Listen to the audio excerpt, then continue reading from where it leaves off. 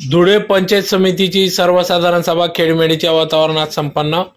याबाबत वृत्त असे की आज दिनांक 8 ऑगस्ट 2024 रोजी दुपारी 1 वाजता धुळे पंचायत समितीची सर्वसाधारण सभा आज खेळमेळीच्या वातावरणात पार पडली। यावेळेस या सभेत ज्यात प्रामुख्याने एकूण 6 विषयांवर चर्चा करण्यात आली, ज्यात पंचायत समिती सदस्यांचे रजेचे अर्ज असल्यास त्यास मंजुरी करणे, सभेचे इतिवृत्त वाचून मंजूर झालेले ठराव वाचून कायम करणे, शासन निर्णय परिपत्रकाचे वाचन करणे, पंचायत समिती धुळे अंतर्गत सर्व विभागाचा कामकाजाचा आढावा घेणे, धुळे तालुक्यातील शासकीय व इतर विभागाचा आढावा घेणे, पंचायत समिती स्तरावरील 15 वित्त आयोगातील सन 2022-23-24 या मंजूर कामाचा आढावा सादर करणे, सेस वाढीव उपकर अनुदानातून पंचायत समिती धुळेचे सन 2024-25 चे सुधारित व सन 2025-26 चे मूळ अंदाजपत्रक सादर करणे व सभापती पंचायत समिती धुळे यांच्या परवानगीने आयत्या वेळेच्या विषयांवर चर्चा करणे अशा एकूण 6 विषयांवर या ठिकाणी चर्चा करण्यात आली, ज्यात प्रामुख्याने शिक्षण विभाग, ग्रामपंचायत विभाग, कृषी विभाग, पशुसंवर्धन, लघुसिंचन, बांधकाम, एकात्मिक बाल विकास सेवा योजना 1, 2, 3, आरोग्य विभाग, ग्रामीण पाणी पुरवठा विभाग अशा सर्व विभागातील अधिकाऱ्यांनी या ठिकाणी आपले प्रस्तावित असलेले कामासंदर्भात या ठिकाणी माहिती दिली। तर त्याचबरोबर पंचायत समिती धुळेचे सदस्य राजेंद्र पाटील यांनी काम विभागाच्या विषयावर या ठिकाणी चर्चा केली। त्याचबरोबर सडगाव येथील पंचायत समिती सदस्य सौ अश्विनी गर्दे यांनी देखील अंगणवाडी बांधकाम संदर्भात, त्याचबरोबर शेतकऱ्यांच्या विविध योजना संदर्भात, घरकुल योजना संदर्भात या ठिकाणी प्रश्न उपस्थित केला। त्याचबरोबर या ठिकाणी महिला सक्षमीकरण मेळाव्यासाठी धुळ्याहून 3000 महिला पाडणे या ठिकाणी महिला मेळावा होणार असून या मेळाव्यात सहभागी होण्यासाठी एसटी प्रवास या ठिकाणी उपलब्ध करून देण्यात आला असून महिलांना उपकृत करावे असे आवाहन या ठिकाणी गट विकास अधिकारी गणेश चौधरी यांनी केले।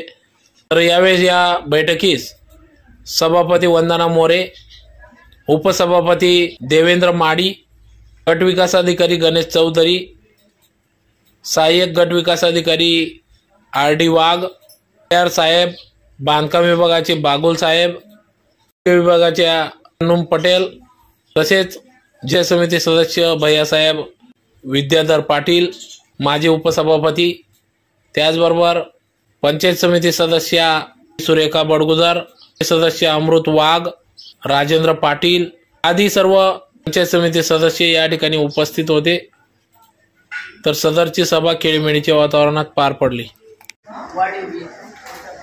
नाही, त्याच्याला पंचायतीची तशी प्लॅन प्लस सर्वर्षने तरतूद केलेली असते आणि ते लोकसंख्येच्या प्रमाणात पंचायतीला दरवर्षी पैसा मिळतो, पंचायत आणि अबाधित, त्यानुसार पंचायतीने कामं हाती घ्यायची असतात। टेंडर केलेला असेल तर टेंडर ज्याच्या नावाने त्याच्या नावाने पेमेंट केलं जाईल। असं कुठलं असेल तर आम्हाला द्या।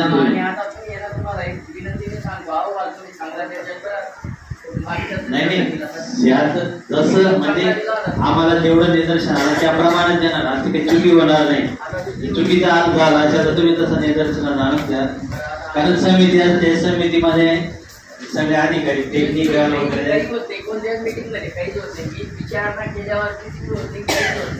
नाही। हे बघा, जिल्हा परिषदला आता आम्ही चौकशी केल्यानंतर समिती मार्फत जो अहवाल दिला जातो तो अहवाल जिल्हा परिषदला जातो, त्याच्यावर निर्णय घ्यायचा, जिल्हा परिषद स्तरावर निर्णय घेते।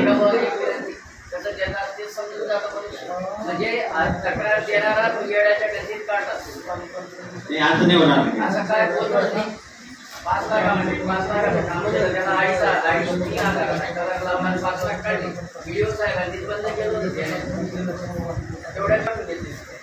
नाही, आता पंचायतीचा पैसा आहे, सरपंच ग्रामसेवक त्यांनी पंचायतीची मंजुरी घेऊन जर खर्च केला असेल कामांवर, काम पूर्ण झालं जे आहे तुमचे मुद्दे होते त्याच्याप्रमाणे चौकशी केलेली आहे। धन्यवाद। 06 लाख 9,06,000 दिव्यांग लाभार्थ्यांसाठी, तर या 9,06,000 खर्च करण्याचे अधिकार तालुक्याच्या आमदार महोदयांच्या हस्ते कमिटी असते. त्या कमिटीमार्फत काय लाभ देता येईल ही ती कमिटी निर्णय घेते. तर समाज कल्याण विभाग म्हणून आपण पुढच्या मीटिंगपर्यंत या 9,06,000चं अन्य आमदार महोदयांनी संपर्क साधून ते काय कुठली योजना प्रचलित करतात ते सभागृहात पुढच्या मीटिंगला माहिती द्यायची आहे. दुसरी गोष्ट 20% 16,11,000 तरतूद आहे. मान्य सभापती उपसभापती सर्व सदस्य आपण दरवर्षी काय योजना घेणार आहोत योजना निश्चित करून पुढच्या मीटिंगला त्याला मंजुरी व्हायलाच पाहिजे. कारण ही शेवटची मीटिंग राहणार त्याच्या पुढे आचारसंहिता लागणार आहे. पण आपल्याला खर्च करता येणार पैसे. मग पुढच्या मीटिंगमध्ये विशेष सभा सुद्धा घेता येईल आपल्याला. पण तोपर्यंत योजना तयार होऊन त्याला मान्यता तुम्हाला काय वस्तू घ्यायची तुम्ही सुचवा. समाज कल्याणचं आपलं 5% मान्य आमदार महोदयांची कमिटी सुचवत पण विशेष सभेमध्ये त्याला मंजुरी घेतली पाहिजे. जेणेकरून आचारसंहिता लागू झाली तरी आपल्याला योजना राबवायला अडचण येणार नाही. आपण निधी 100% करतो. कृपया सर्वांना विनंती आहे याबाबत आम्ही आता हे जे तरतूद त्याचं पत्राने ग्रामपंचायत करतो आपण वस्तू काय घ्यायची समाज कल्याणमध्ये ते आपण ठरवायचं. त्यानुसार मग आपण पुढे आपण प्रकरण मागू शकतो. विशेष मंजुरी देऊ लगेच आपण प्रकरण वळायचो.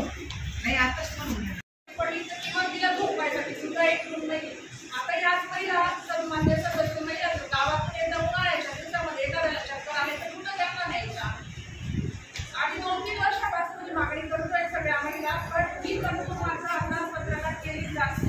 10% महिला भाग झाल्या तर तो बजेट आहे तर किमान आम्हाला एक ग्रुपला सुसज्ज साहित्य उपलब्ध करून महिला पक्षाची एक नेमणूक करण्यात यावी लागेल. सगळ्या महिलांची ही मागणी आहे.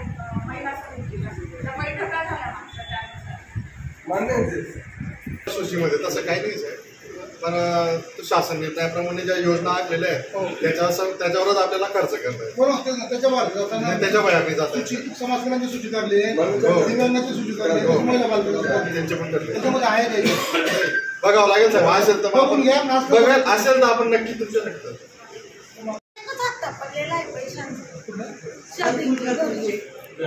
मोदी आवाजचे पण पैसे पडत नाही सर. ते बिचारे लोक एवढे फेऱ्या मारताय.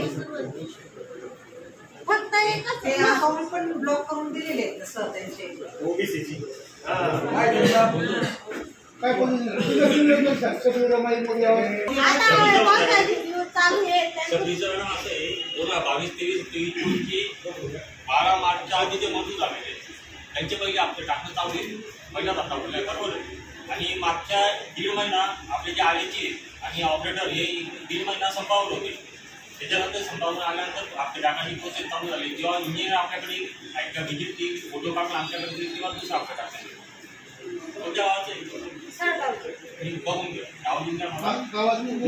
मोदी आवाजचा पण मोदी आवाजचा तो एक पहिला हप्ता पडल्यानंतर म्हणजे 18 जुलैपासून अनुदान संपलेलं आहे. नुसतं गोव्याचं नाही तर पूर्ण महाराष्ट्राचं अनुदान प्राप्त आहे. जेव्हा अनुदान आमच्याकडे दिलं सबमिट आहे सगळ्यांचे इंजिनिअरने व्हिजिट केलेलं आहे दिलं आमच्याकडे आलेले जसं अनुदान आलं त्याच दिवशी आम्ही सेकंड हप्ता टाकून काय करायचं तरी आम्ही प्रत्येक गावाला लोकसंख्येच्या निकषानुसार उद्दिष्ट वाटप केलेले. म्हणजे मागचं ठीक आहे बाबा मागच्या चुकी मग पुढच्या लाभार्थ्याचा आपण पुढच्या लाभार्थ्याचा त्रास द्यायचा म्हणजे जो गरजू त्याला लाभ देण्याचा प्रयत्न करते. त्याच्यावर काही कारवाई लागवायच्या अशी शासन निर्णय परिपत्र त्याच्यावर काहीच कारवाई करू शकते. फक्त त्यांना मोटिवेट करा आणि तुम्हीच करायचं सगळं. आम्ही काहीच करतो आम्ही त्याच्यावर गैरगुन्हा करता येत नाही. त्याच्यावर बोला तोडवता येत नाही. काहीच करता येत नाही. आणि मागे वाघ साहेबांनी प्रयत्न पण केला होता. वाघ साहेबांनी प्रयत्न पण केला